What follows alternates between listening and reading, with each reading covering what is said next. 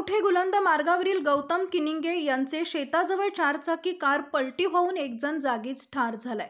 इचलकरंजी आसरा नगर इथला सौरभ राजू चव्हाण वय वर्ष 25 असं मृत झालेल्या युवकाचं नाव आहे।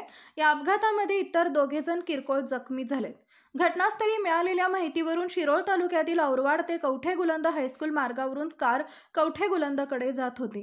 कारमध्ये इचलकरंजी इथला सौरभ चव्हाण वय वर्ष 25 याच्यासह अन्य दोघे जण होते।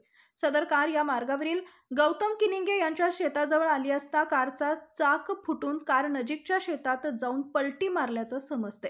या घटनेत सौरभ चव्हाण यांच्या डोक्याला जबर मार बसल्यानं तो जागीच ठार झालाय, तर अन्य दोघे किरकोळ जखमी झालेत।